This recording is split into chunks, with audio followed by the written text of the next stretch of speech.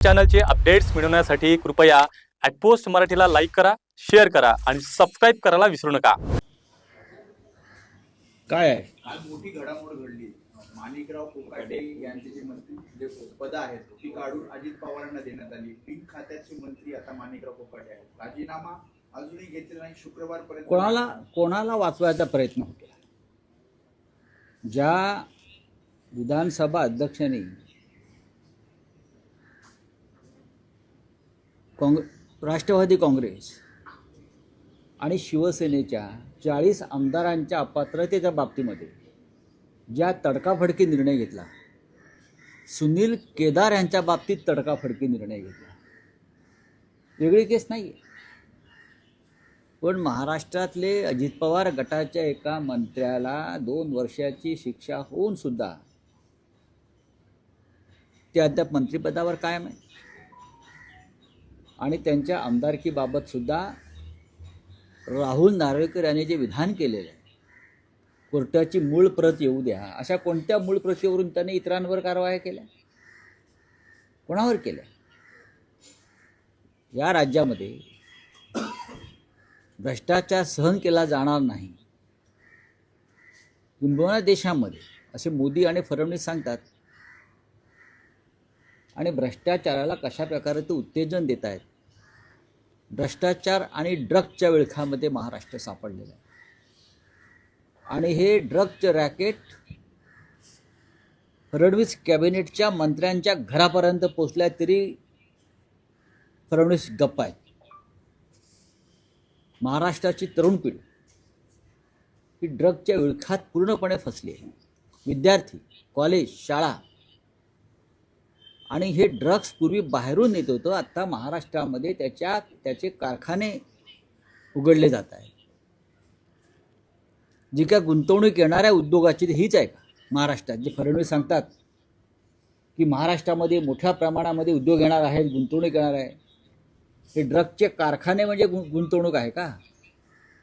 महाराष्ट्राच्या उपमुख्यमंत्र्याच्या भावाचं नाव आलेलं आहे साताऱ्यात। खरं म्हणजे मुख्यमंत्र्यांनी तात्काळ सातारच्या पोलीस अधीक्षकांवर कारवाई केली पाहिजे। हे जे कोणी तुषार दोषी आहेत त्यांनी कसं आणि कोणाला या ड्रग्स रॅकेटमधून वाचवायचा प्रयत्न केला हे काल आमच्या सुषमा अंधारे यांनी स्पष्ट केलेलं आहे। ते खोटं असेल तर त्यांनी पुढे येऊन सांगावं। पण या राज्यामधलं ड्रग्स रॅकेट आता सत्ताधाऱ्यांच्या घरापर्यंत पोचलं असेल आणि तिथून ही सगळी यंत्रणा राबवली जात असेल, त्या महाराष्ट्रात काय राहील?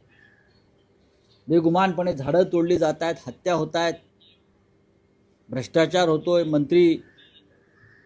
मंत्रीच वॉन्टेड राहतात, मंत्री परागंदा होतात, मंत्र्यांवरती भ्रष्टाचाराचे आरोप सिद्ध होणे त्यांच्यावर कारवाई होत नाही, आणि हे ड्रग्जचं रॅकेट ही अत्यंत गंभीर गोष्ट आहे महाराष्ट्रात। राऊसाहेब, एका बाजूला माणिकराव कोकाटे यांचं मंत्रिपद जाण्याच्या वाटेवर असताना दुसऱ्या बाजूला धनंजय मुंडे हे स्वतःच्या मंत्रिपदासाठी फिल्डिंग लावतायत असं दिसतंय। काल अमित शहांची दिल्लीत भेट घेतली आहे। नाही, अमित शहा पटेल आणि त्यांची जे बाकीचे वरिष्ठ नेते त्यांना देखील न सांगता ते अमित शहांकडे गेले अशी देखील माहिती आहे। नाही, असू शकेल। अमित शहा हे पक्ष फोडण्यामध्ये पटाईत असतात, माणसं फोडण्यामध्ये, सत्तेचा वापर करून, आमिष दाखवून। धनंजय मुंडे मंत्री होतील की नाही याच्याविषयी मी आता सांगू शकत नाही, पण मला असं वाटतं की त्यांना मंत्रिपदी परत स्थानापन्न करणं हे फडणवीसांना सोपं नाही। ज्या पद्धतीनं बीडमध्ये धनंजय देशमुख यांचा खून झाला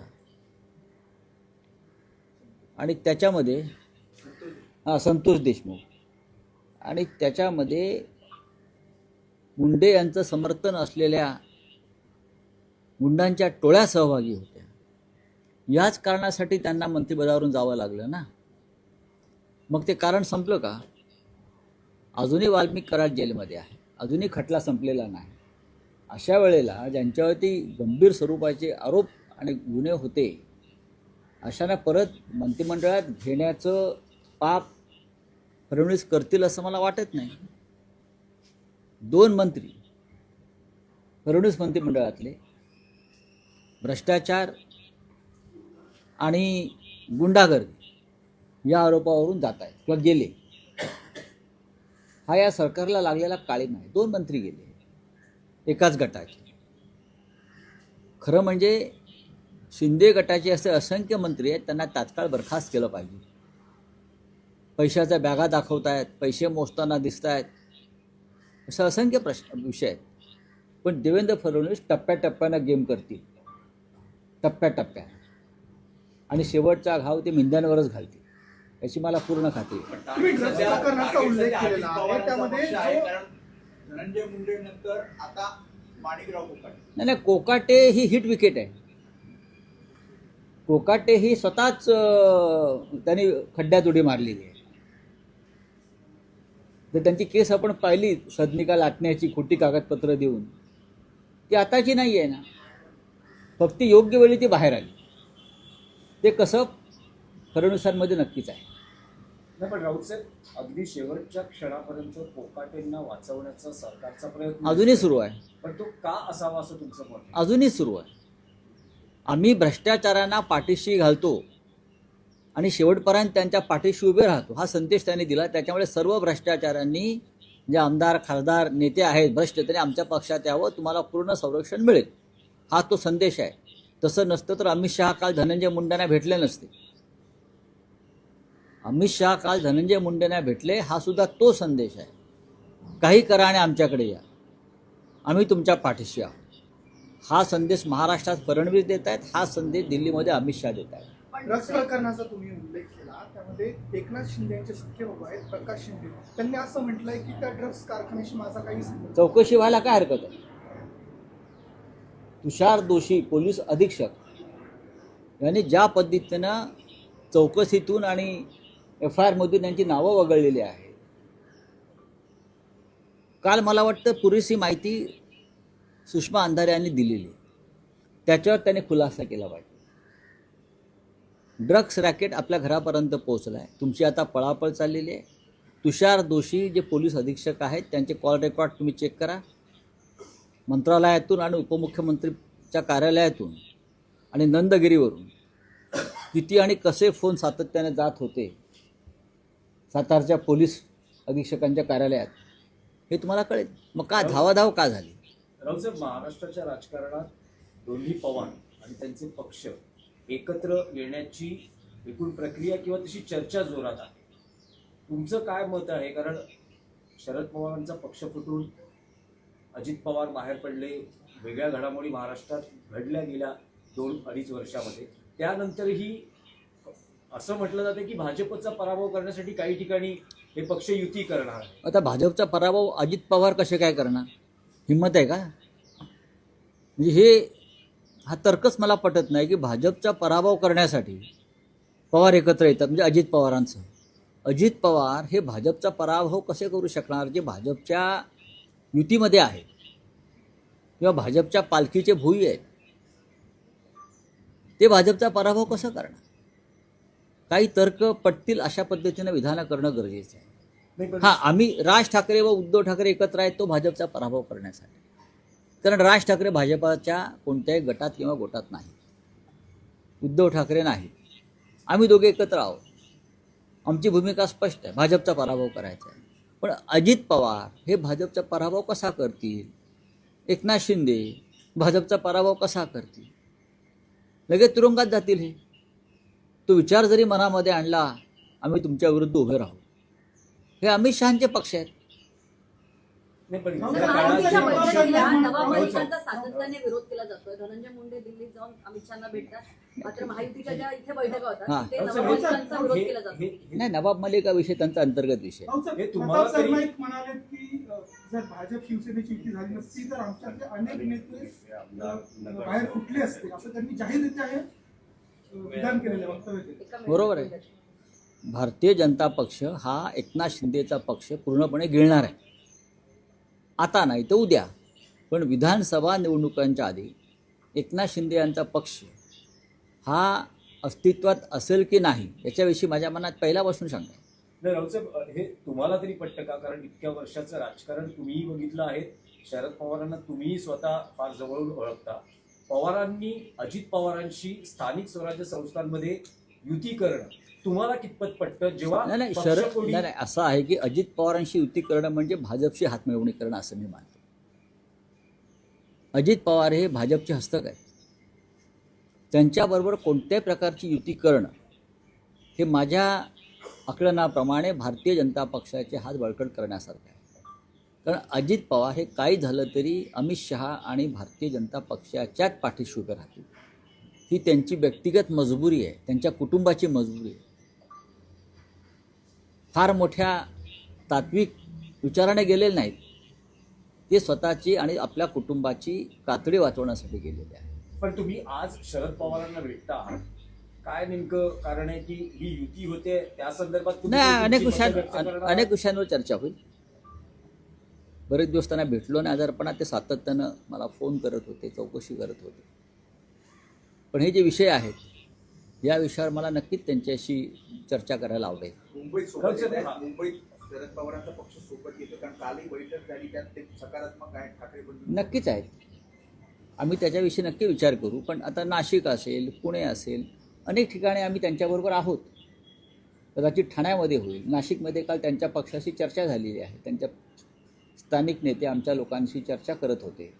आमची काही अडचण नाही आहे. नाशिकमध्ये महाविकास आघाडी म्हणून मनसेला पण लढणार तर आहेत, पण तिथे मनसेला सुद्धा सोबत घेणार आहे. मूळ युती नाशिकला शिवसेना म्हणजे आमची शिवसेना आणि मनसेचीच आहे. दोघांमध्ये चर्चा सुरू आहे, महाराष्ट्र नवनिर्माण सेना आणि शिवसेना. त्यानंतर काल राष्ट्रवादी काँग्रेस शरद पवार साहेबांचे त्यांचे नेते येऊन सहभागी झाले. काँग्रेस पक्षाकडून संदेश येतात की आम्हालाही सहभागी करून घ्या.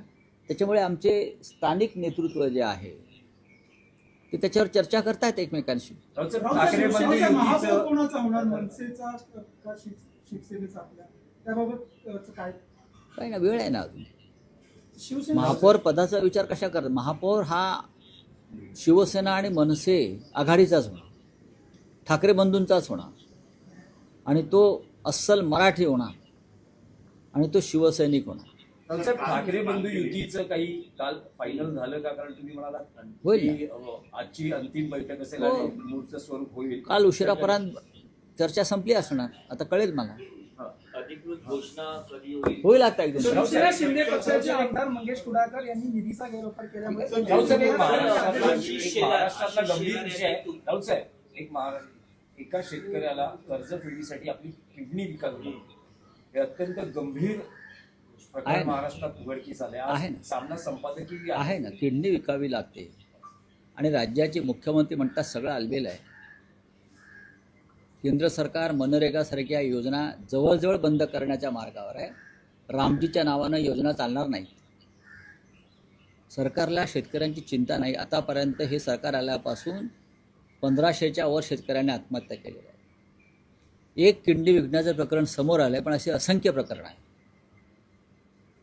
देवेंद्र फडणवीस, एकनाथ शिंदे, अजित पवार हे नगरपालिका नगरपंचायत निवडणुकांसाठी हजारो कोटी उडवत आहेत. माझ्या माहितीप्रमाणे एकनाथ शिंदेचं मुंबई महानगरपालिकेचं बजेट हे 10,000 कोटीचं आहे. प्रत्येक उमेदवाराला ते 10 कोटी रुपये देणार आहे आणि माझी माहिती पक्की असते.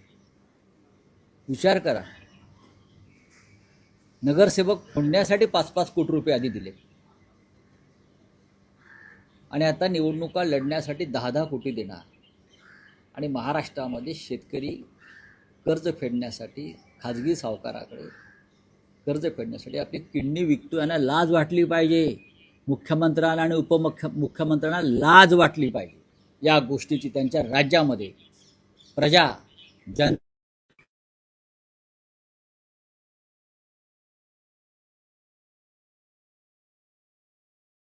उमेदवाराला 10 कोटी देणार आणि ते महापालिकेतूनच लुटलेले आहेत नाही, पण मग आणि महापालिकेच्या ठेकेदारांकडूनच घेतलेले पैसे आहेत. हे पैसे कदाचित आता ड्रग्समधून आले असतील. आता एक नवीन लिंक्स आली आहे. ड्रग्समध्ये 145 कोटीचं ड्रग जर त्यांच्या घराच्या किंवा रिसॉर्टच्या आवारात सापडतं, 145 कोटीचं ड्रग्स. त्यानंतर परत पाचगणीमध्ये 40 कोटीचं मॅन्ड्रेक्स सापडलं म्हणजे त्याच परिसरामध्ये सातारा पाचगणी याच परिसरामध्ये ड्रगचे कारखाने का उभे राहिले? कोण याच्या पाठीशी आहे? सरकार कोणाचं आहे? साताऱ्यात हेलिकॉप्टर कोणाची उडतात आणि उतरतात? हा विचार देवेंद्र फडणवीस यांनी केला पाहिजे आणि ताबडतोब याची चौकशी करण्यासाठी एक हाय लेवल SIT त्यांनी स्थापन केली पाहिजे. एवढ्या मोठ्या पॅकेज ठाकरे बंधूंच्या युतीचा निभाव कसा लागणार? लागेल ना, पैसेच आहेत ना, बाकी काय? पाहू की पैशाने मराठी माणूस किती विकला जातोय. त्यांना वाटत असेल की विकला जाईल मुंबईतला. आम्हाला खात्री आहे तो आमच्याबरोबर राहील.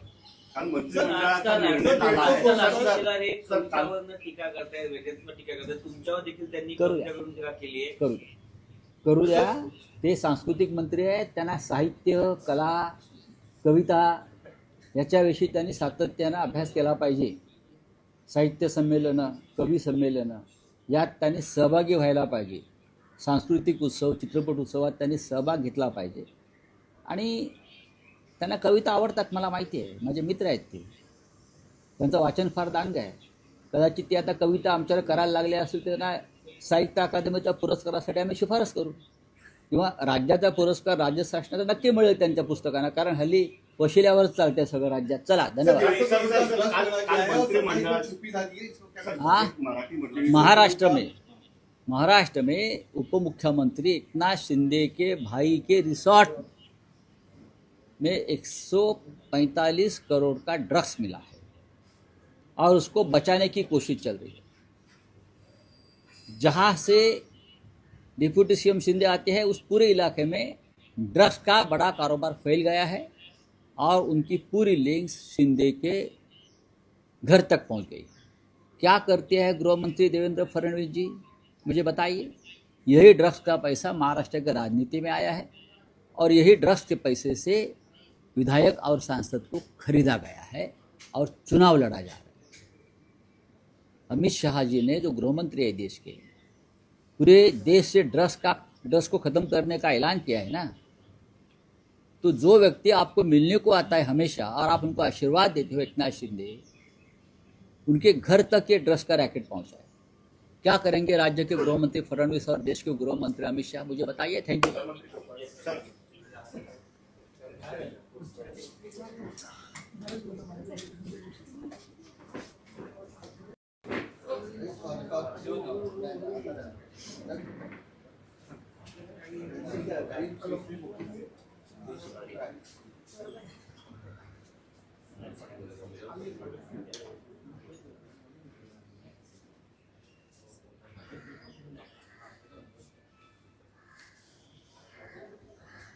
काय आहे? आज मोठी घडामोड घडली.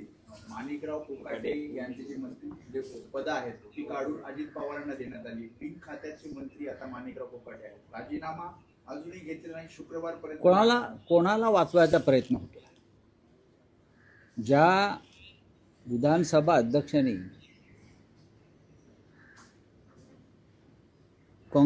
राष्ट्रवादी काँग्रेस आणि शिवसेनेच्या 40 आमदारांच्या अपात्रतेच्या बाबतीमध्ये ज्या तडकाफडकी निर्णय घेतला, सुनील केदार यांच्या बाबतीत तडकाफडकी निर्णय घेतला, वेगळी केस नाही आहे. पण महाराष्ट्रातले अजित पवार गटाच्या एका मंत्र्याला 2 वर्षाची शिक्षा होऊन सुद्धा ते अद्याप मंत्रिपदावर कायम आहे.